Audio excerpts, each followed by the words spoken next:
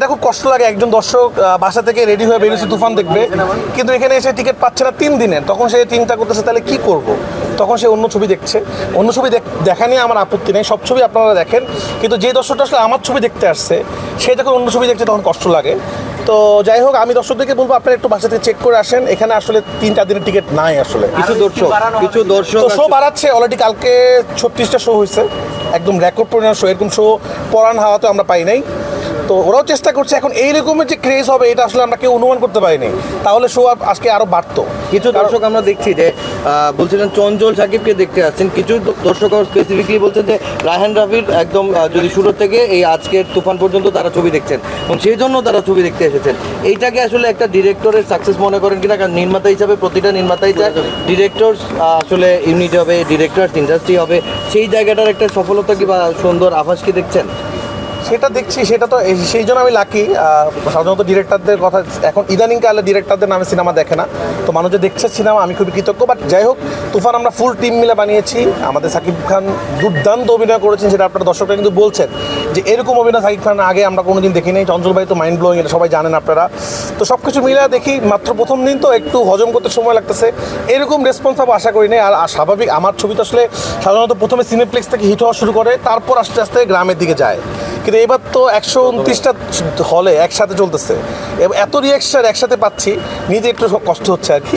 দেখা যাক কি হয়। সারা দেশ থেকেই ছবি সব জায়গায় হাউসফুল যাচ্ছে, খুব ভালো লাগতেছে। আর আমি সারাদিন বসে বসে রিয়াকশন দেখতেছিলাম, তো এখন আসলাম দেখি যে সব ঠিকঠাক আছে কিনা, তো দেখা যাক কি হয় আর কি। ওপার থেকে কেমন সাড়া পাচ্ছেন? কারণ ওপারের মানুষও কিন্তু তুফান নিয়ে খুব একটা আগ্রহী ছিলেন এবং তারাও কিন্তু রিভিউ দিচ্ছিলেন। ওদের তো আসলে রিলিজ হয় না এখনো, 28 তারিখ রিলিজ হবে, কিন্তু ওরা তো ট্রেইলার টিজার বা গান দিয়ে প্রচুর হাইপে আছে এবং ওরা ওয়েট করতেছে বাংলাদেশের মানুষ কি বলে। তো 100% পজিটিভ রিভিউ পাচ্ছি এবং সবাই বলছে যে এটা বাংলাদেশে এখন পর্যন্ত সেরা কমার্শিয়াল ছবি। আমি জানি না এখনও কি এটা, তো আপনারা রিয়াকশনগুলো নেন, আশা করি আপনারা দর্শকদের রিয়াকশন নেবেন। আপনাদেরকে অনেক অনেক ধন্যবাদ। ঈদের দিন আপনারা সবাই আসলে আপনাদের ফ্যামিলি ছেড়ে সিনেমা কভার করছেন। আমি আপনাদের একটাই অনুরোধ করবো যে দর্শক যেটা বলে আপনারা সেটাই প্রচার করবেন, সেটা হোক ভালো হোক খারাপ, ওইভাবে করবেন। যারা সিনেমা দেখে রিভিউ পেয়েছে সেখানে বলা হচ্ছে আপনাকে ওই তকমাই দেওয়া হচ্ছে যে বাংলাদেশের আপনি সেরা ডিরেক্টর, মানে সেই তকমাটা আপনাকে দেওয়া হচ্ছে। সেটা কিনা জানি না ভাই, আমি চেষ্টা করছি এমন একটা ছবি বানানোর জন্য। আপনারা নিজেরা তো ছবিটা দেখবেন, যেই ছবি দেখলে আমরা প্রাউড ফিল করতে পারবো। আসলে আমি আস্তে আস্তে নিজের ছবি বেটার করার চেষ্টা করেছি। কোরবানিটা আমার জন্য খুব লাকি, প্রতি কোরবানিতে আপনাদের সাথে আমার দেখা হয়, সুরঙ্গের সময় দেখা হয়েছে, পড়ানোর সময় দেখা হয়েছে। তা আমি আরও নিজেকে আরও বেটার করার চেষ্টা করেছি। বাট এই ছবিটা একটুকু বলতে পারবো বাংলাদেশে এরকম ছবি হয় নাই।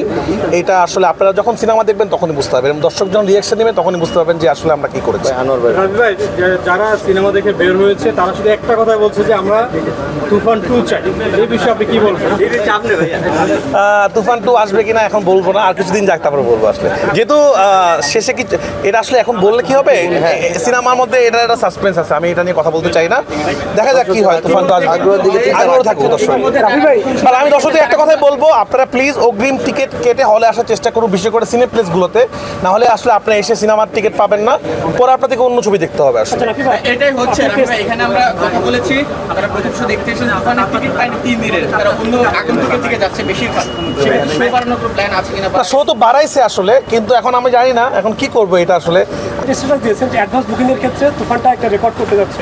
দেখো কোথায় যাচ্ছে, রেকর্ড হয়ে গেছে। এই সোর্সটা কি আসলে? শেষ থেকে এটা কিভাবে বললেন? খুবই সহজ, আপনারাও পাবেন এটা। এটা অনলাইনে খুব বিষয়, আপনারা অনলাইনে ঢুকলেই পেয়ে যাবেন। আপনারা যখন সিনেপ্লেক্সের ওয়েবসাইট, এখনকার যুগে ডিজিটাল যুগ, কেউ মিথ্যা কথা বলতে পারবে না, সব কিছু খুব পরিষ্কার। কয়টা শো বিক্রি হচ্ছে, কয়টা শো টিকিট নাই, এখন তো আপনারা দেখতেই পাচ্ছেন। আজকের, কালকের, পরশু দিন, তারপরের দিনও টিকিট নাই। প্রথম দিনের হিসাবটা কি একটু বলবেন নাকি বলবেন না? হিসাবটা তো প্রডিউসার বলবে, এটা বলা যাবে না। কিন্তু রেকর্ড সংখ্যকটা বলতেছি না। কিন্তু সাধারণত কী হয়, আমাদের সিনেমা রিলিজ হওয়ার পর অ্যাডভান্স টিকিট বুকিং হয়, কিন্তু সিনেমার টিকিট ছাড়ার সাথে সাথে 4 দিনের টিকিট যখন বুক হয়ে যায়, এটা বাংলাদেশ আগে কখনো হয়নি। আসলে সবাই সিনেমাটা দেখি, পাইরেসির বিষয়টা আসলে চলে আসে। এই পাইরেসির ঠেকাতে আপনারা কি ধরনের পদক্ষেপ? সব রকম পদক্ষেপ নিয়েছে। আপনারা জানেন কতবার সুরঙ্গ যারা পাইরেসি করেছিল তাদের 4 বছরের জেল হয়ে যেতে পারে, তারা কোর্টে আছে। তা আমি আশা করবো আপনারা অনেকে হয়তো বুঝেন না, না বুঝে ভিডিও করে ছবি আপলোড করে দিচ্ছেন, ছেড়ে দিচ্ছেন। এটা কিন্তু মারাত্মক একটা অপরাধ। কোনো সিনেমারে আপনারা পাইরেসি করবেন না। বাংলা সিনেমার এই জয়যাত্রা শুরু হয়েছে, এটা সাথে থাকুন। এটা সবার জন্য ভালো লাগে যে বাংলা সিনেমার এই যে একটা ক্রেজ, মানুষ কোরবানি দিয়ে দৌড় দিচ্ছে সিনেমা হলে, এটা আসলে সবার জন্যই ভালো। আমার মনে হয় আমার জন্য, আপনাদের জন্যও ভালো লাগে আসলে সিনেমা যখন চলে। সংবাদ, ফিচার ও অনুষ্ঠানের জন্য ভিজিট করুন সংবাদ প্রকাশের ওয়েবসাইট এবং যুক্ত থাকুন ফেসবুক পেজ ও ইউটিউব চ্যানেলের সঙ্গে।